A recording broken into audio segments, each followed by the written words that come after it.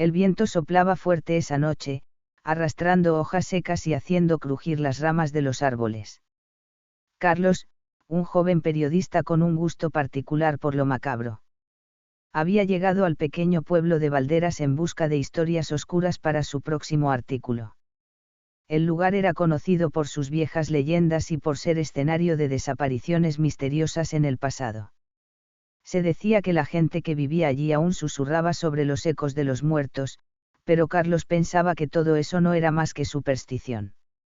La historia que más le había llamado la atención era la de un hombre llamado Ramiro, que había muerto en circunstancias extrañas hacía más de 30 años. Según los habitantes del pueblo, Ramiro no había partido realmente. Su espíritu, dicen, nunca encontró descanso, y aún se escuchaba su voz en los rincones más oscuros de la vieja casa donde vivió, una casa que desde entonces permanecía vacía y en ruinas. Carlos, escéptico pero intrigado, decidió investigar por su cuenta. Se dirigió al cementerio del pueblo, donde se encontraba la tumba de Ramiro. Al principio, pensó que se trataba de una leyenda más, pero cuando llegó, una extraña sensación lo invadió. Un frío helado recorrió su espalda, y el aire parecía denso, cargado de algo que no podía identificar. De pronto, se escuchó un susurro. Algo que se arrastraba, como un eco lejano, apenas perceptible, pero lo suficientemente cercano como para inquietarlo. ¿Quién está ahí?, dijo Carlos, mirando a su alrededor, pero no vio a nadie.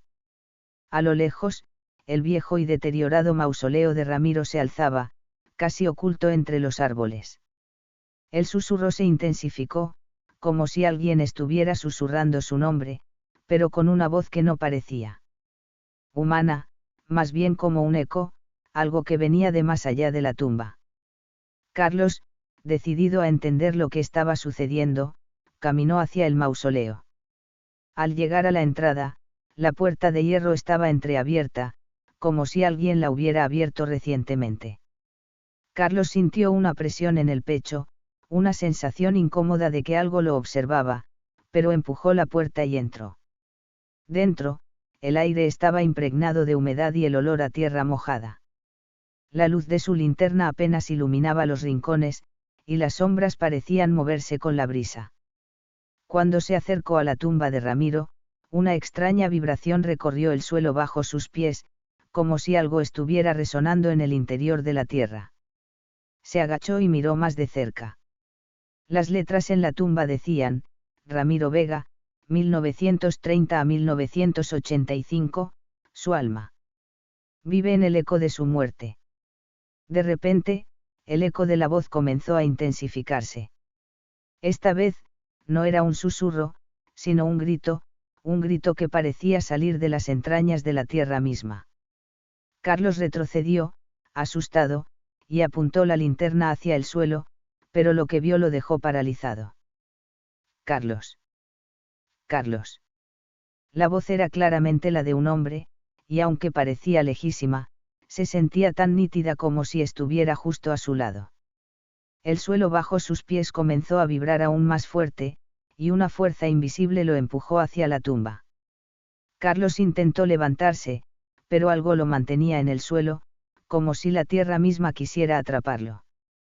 El eco seguía repitiendo su nombre, cada vez con más desesperación, como si algo estuviera llamándolo desde el más allá. La linterna cayó al suelo, y en la oscuridad, el eco de la voz se volvió más angustiante. Carlos. Seguía resonando, pero ahora las palabras se transformaban en algo más extraño, como si la voz hubiera tomado una forma distorsionada, repitiendo su nombre en una espiral de locura. Carlos no podía moverse, no podía respirar. Sentía que el peso de la tierra lo estaba envolviendo.